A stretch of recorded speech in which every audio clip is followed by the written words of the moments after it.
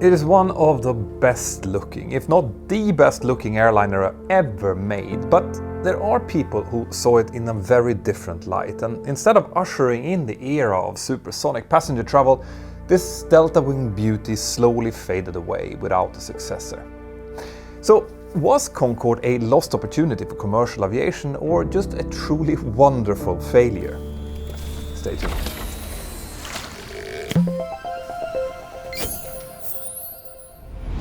By now, I have already made several videos where I have looked at some of the most iconic airliners of the previous century and how they shaped the aviation industry that surrounded them. In quite a few of those videos, I've highlighted how rapid the pace of development of aviation was back in the immediate post-war era from the late 1940s to the 60s.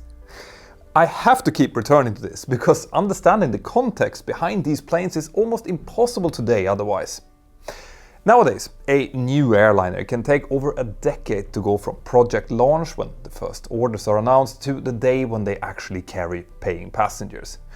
But back then, things just worked completely differently. To show you what I mean by that, I'll start by giving you a quick comparison. In one of my latest episodes that I did here on the channel, I explained that the Boeing 777X is now estimated to take 12 years to enter service, and it's not even an all-new aircraft design. And with that in mind, remember that the first Boeing 707, the most successful early jetliner ever, had its inaugural flight in December 1957, and the first Concorde flew in March 1969. This means that the Concorde flew just 12 years after the first widely successful jetliner, the 707, or 20 years after the passenger jet era begun, which is insane. I mean, I have been a commercial pilot for longer than that. Okay, technically I'm cheating a little bit here, because the timeline would have been longer if I was comparing the service entry dates of these jets to each other, but whichever way you look at it, the Concorde was definitely way ahead of its time and appeared super early in the jet age. Now, the Concorde had to be ahead of its time because all new aircraft that were developed back then had to be really bold designs if they were going to have any hope of actually succeeding. The 1950s and 60s was an era when some aircraft could become obsolete just weeks or months after entering service due to the introduction of newer, better engines, new discoveries in aerodynamics, and even new alloys and other materials. With such a rapid pace in development, and with military jets flying at supersonic speeds already in the 1940s, everyone in the industry knew that obviously it was just a matter of time before the first supersonic airliner would also come. People also believed that once that happened, once they actually started flying, well then practically all new airliner designs would then follow, and they would also be supersonic, maybe apart from some freighters and smaller regional aircraft. This means that even when we go back to the 1950s, before even the Boeing 707 flew, everyone in the industry was keenly aware that a supersonic airliner development race was somewhere over the horizon, and they all wanted to be ready for it when it came. That's the reason why a British research facility called the Royal Aircraft Establishment started conducting feasibility studies on supersonic passenger aircraft all the way back then. And the main obstacle that they needed to overcome was the construction and shape of the wing. A supersonic airliner obviously needed a wing that would be as efficient as possible at its super high cruise speeds, but the aircraft also needed to be able to take off and land at comparatively low speeds. So this meant that its wing had to operate well in those conditions as well. And at that time, that seemed like almost mutually exclusive. You see, conventional aircraft use extending flaps and slats to effectively enlarge and reshape the wing so that they can generate high amounts of lift during the takeoff and landing phases. After takeoff, these high lift devices then retract and get tucked away during the cruise to give favorable drag characteristics at higher speeds. But pulling off that same trick in a supersonic aircraft turned out to be much more difficult. The aerodynamicists at the time knew that a very narrow trapezoidal wing would work well at higher speeds, and there were already small fighters like the Lockheed F-104 who used that design. But enlarging such a wing to make it suitable for an airliner would generate way too little lift at lower speeds during takeoff and landing. And on top of that, it would also be too thin for housing the flap and slat mechanisms, or even for storing fuel. The birth of the Concorde basically only became possible when a pair of aerodynamicists, Johanna Weber and Dietrich Küchemann, started working on an idea which would eventually be known as the slender delta wing concept. Johanna and Dietrich knew that wings with a swept leading edge performed really well at transonic and supersonic speeds. Delta wing concepts already existed at this point, but were believed to generate relatively little lift at low speeds. But what Weber and Küchemann showed was that a specially designed delta wing, which extended far enough forward and rear along the fuselage, could, under the right conditions, generate vortices along its leading edges, who helped to generate a lot of lift, especially at lower speeds. Now, normally, aerospace engineers try to limit wingtip vortices from the wings in an effort to reduce drag, but in this case, these vortices became vital in generating this necessary extra lift and enabling the Concorde to operate from existing runways. And to make things even better, this also meant that the wings would work even without complicated flaps or slat mechanisms. The only caveat though with this design was that the aircraft would have to take off and land at very high angles of attack, which then introduced other challenges like the need for a drooping nose to give the pilots the chance to actually see something during those phases of flight.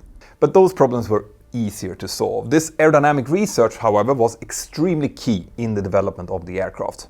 Anyway, once those problems were solved, there were even more work needed to ensure that the design's center of lift would be at a desirable position. Now, this is a little bit complicated to explain properly here, but in general, the lifting force that is generated by the wings can change position at different speeds and angles of attack. Now, if you're balancing a model aircraft on your finger, the point which holds the aircraft can be seen as the center of lift, and on a still object, this point must then coincide with the center of gravity to avoid an aircraft pitching over on your finger. But for an aircraft in motion, those 2 points must differ from each other for the aircraft to remain stable, and we use aerodynamical forces to then balance the aircraft out. With conventional wings, this is pretty easy to do with the help of a horizontal stabilizer in the back, but that wasn't so easy with these delta wings. Now, in the end, the design teams chose what's called an OG platform, or an ogival wing, which ended up satisfying all of their requirements. So, this research made the concept of a supersonic airliner theoretically possible, but there was still quite a lot of work in actually developing it, building it, and making it work for actual transatlantic passenger flights. And I will tell you all about that, plus how this beauty ended up having no real supersonic competitors after this. Did you know that right now your private details like email, home address, information about relatives, and even your financial information could be out there being sold to the highest bidder? That's because companies known as data brokers have made scooping up this type of information and selling it their whole business idea. And obviously the people that they're selling it to are rarely very good actors. I personally hate the idea of my information being sold, and that's why I turned to today's sponsor, Incogni, to help me out. You see, it is possible to tell these companies to not sell your data, but you have to do so manually and individually to all of them, which is super frustrating. Incogni knows this and has automated the process so that they will take care of everything for you. With their yearly subscription, which I am actually using myself, they will get you removed from the data brokers list, continue then to monitoring their compliance, and then shield your data for as long as you're with them. If this sounds interesting to you, then use the link here below, which is incogni.com/mentor now. Right now, they're running a promotion, which will give you an incredible 60% discount on the annual plan if you use this link. Thank you, Incogni. Now back to the video. Now, in order to analyze in detail every technological development which made the Concorde possible, I would need to make several of these videos, which I actually might end up doing. But instead of doing that right now, I will concentrate on some of the more unique aspects of this aircraft design. In terms of size, the Concorde was about 61.5 meters or 202 feet long, which is similar to the length of a Boeing 787-9. But whilst the 787-9 usually seats around 300 passengers or so, the much narrower cabin of the Concorde meant that it could only fit around 100 or so. Its wingspan was 25.6 meters or 84 feet, which is actually less than even an Embraer E175, let alone a 787, and that was obviously because of the Concorde's unique delta wing. I've explained the purpose behind the wing design already, so let's instead talk a little bit more about what else was needed to make the Concorde fly efficiently. The varying flight and handling characteristics of the plane at different speeds led its designers to incorporate a fly-by-wire system to control it. Now, it was an analog design with some mechanical backups for different flight controls, but it was still the first of its kind, at least in an airliner. On top of that, the Concorde also needed forward and rear trim tanks, meaning tanks that fuel could be pumped into or out of in order to change its center of gravity. This was because even with its sophisticated ogive wing, the Concorde's center of lift would always change as it reached its supersonic cruising speeds. The position of the center of lift could then vary as much as 2 meters moving towards the rear above a certain speed. Now, if the weight configuration of the aircraft remained the same, this would then cause the nose to want to drop or for the aircraft to pitch down. Like I mentioned earlier, we normally adjust the pitch variation of an aircraft by using the elevator trim, which in most airliners just moves the horizontal stabilizer, and this actually generates a small amount of drag, which is acceptable at the speeds that we typically fly. But at supersonic speeds, these pitch variations would be much greater, and the Concorde doesn't even have a separate horizontal stabilizer, so that's why using trim tanks was so important. Moving the weight back and forth has the same result, but with no aerodynamic penalty, and actually some large conventional airliners like the MD-11 and some versions of the 747 also have trim tanks for the same reason, mostly to be more economical, not to actually control the aircraft though. Now, here it's also worth mentioning that as advanced as the Concorde's wing was, the construction of its fuselage was relatively conventional. By the time the Concorde's design was being finalized, aerodynamicists were already quite familiar with a principle called the area rule. In simple terms, this principle says that aircraft flying at transonic or supersonic speeds need to have their shape formed in such a way that if we were to slice them perpendicularly, the cross-section of each slice would change as smoothly from one slice to the next as possible, without any sudden bends or changes. The purpose of this is to reduce wave drag caused by supersonic shock waves, and the way to achieve this varies depending on how fast that we need to go. In practice though, following this rule means having to vary the cross-section of the fuselage, making it narrower where it meets the wing. And that's difficult to do in an aircraft with a pressurized passenger cabin made out of aluminium. That's why the engineers working on the Concorde early decided to ignore this principle and stick with the standard tubular fuselage. But even though they took this simpler way, they still had pretty significant challenges in designing it because of the extreme temperatures that the plane was going to be subjected to during each flight. The Concorde would famously get 30 centimeters or 12 inches longer in cruise because of thermal expansion, and this meant that the engineers had to choose their building materials carefully to ensure that it wouldn't develop fatigue problems over time as it expanded and contracted. This was also what ultimately limited the Concorde's maximum cruise speed.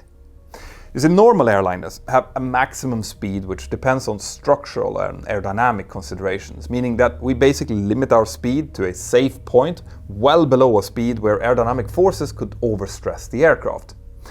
But in the case of the Concorde, its top speed was often quoted as Mach 2.04, but it was actually temperature limited rather than aerodynamically limited. The crews were monitoring a temperature sensor at the nose to make sure that it didn't go higher than 127 degrees Celsius or 260 degrees Fahrenheit, and this in turn meant that on colder days they could actually fly the plane a bit faster. Now, another area where the Concorde was, well, I would say a bit old-fashioned was with its engines. In terms of their origin, the Rolls-Royce Olympus engines of the Concorde were a relatively established design, which was first used in the Avro Vulcan bomber already back in the early 1950s. But that's a little bit misleading, because there was plenty of developments made to that engine between the Vulcan and the Concorde. Rolls-Royce spent quite some time developing an updated supersonic version of this engine for use with an aircraft called the BAC TSR-2, a bomber intended for the RAF. That aircraft would eventually be cancelled, but that didn't stop Rolls-Royce from continuing to develop its engines. They later partnered up with Snecma, a French engine maker called Safran today, and together they developed the final Concorde version. Now, most modern airliners today use turbofans, which is an evolution of the earlier turbojets. The difference between a turbojet and a turbofan is that in a turbofan, most of the air coming into the engine then goes through the fan and bypasses the engine core itself, which can increase the engine's efficiency substantially. But that assumes that the aircraft this engine is mounted on is flying at subsonic speeds. At supersonic speeds, we have a couple of issues who makes the use of high bypass turbofans a bit problematic. Firstly, as we see with every new generation of aircraft today, high bypass turbofans are getting bigger and bigger frontal areas. And this larger face of the engine increases its drag at higher speeds, and secondly, this area can make it really difficult to ensure that no supersonic airflow makes it into the engine, where this supersonic airflow wouldn't work well at all with its fans or compressor stages. So that obviously begs the question, if we have an aircraft that can fly at Mach 2 or twice the speed of sound, how can we keep the airflow from going into any of the engine components at supersonic speeds? Not just the turbofans, any type of engine. Well, this is where we have to talk about the Concorde's engine air inlets. You see, if you imagine a river with a steady amount of water flowing through it. Now, imagine that you need to slow down the flow of water in this river at a specific point. How would you do that? Well, one way would be to suddenly widen the river at that point, right? And this is kind of what the engineers and aerodynamicists did using the engine inlets for supersonic jets. They designed the inlets so that they could limit the amount of air going in, with the air then expanding inside of the inlet to slow it down before it hit the engine fan. Now, in reality, this process is actually much more complicated than that, because unlike water flowing in a river, the air can be compressed to accomplish the same slowing effect. But the point here is that aircraft like the Concorde needed inlets whose configuration could vary depending on their speed. This wasn't just a matter of efficiency, by the way, it was also a safety issue. The Concorde was equipped with 4 engines in 2 pairs situated under each wing, with each engine having its own variable inlet. This meant that if one engine failed as the aircraft flew at Mach 2 at 55,000 feet, the inlet would need to be reconfigured immediately to reduce the drag on that dead engine. For this reason, the Concorde didn't just have engine inlets with a variable geometry. It also had an inlet by wire, as well as a throttle by wire engine control system, which are the precursors to modern full authority digital engine control or FADEC systems. The throttle by wire system also controlled the nozzle at the back of the engines in order to deliver maximum thrust at every speed and altitude. All of these systems meant that the Concorde's engines were actually incredibly efficient, even though they were a relatively old design. The only caveat being that they were only incredibly efficient in cruise. At subsonic speeds, and even when they were taxiing, the Concorde's engines instead burned quite a bit more fuel than any of the other designs did. Some said that a Concorde would burn as much fuel to get from its gate at London Heathrow to the runway as an Airbus A320 would burn during its whole flight from London to Paris. Now, in the end, the Concorde actually ended up being the second supersonic airliner to have its first flight, after the Tupolev 144. But as I explained in my video about that one, the Tupolev actually entered service much later and was constantly beset with problems until it was ultimately withdrawn.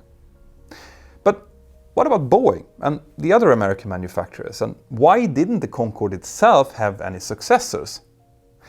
Well, I gave you a bit of a clue about this in the beginning of the video when I was making those timeline comparisons with the Boeing 707. You see, the Concorde had its first flight in March 1969, but actually didn't enter service until 1976, as its engineers were constantly working on solving all of its infancy problems. And between 1969 and 1976, the aviation industry ended up changing completely. In 1971, Boeing's 2707, the supersonic challenger to Concorde, was cancelled before the prototype was even built.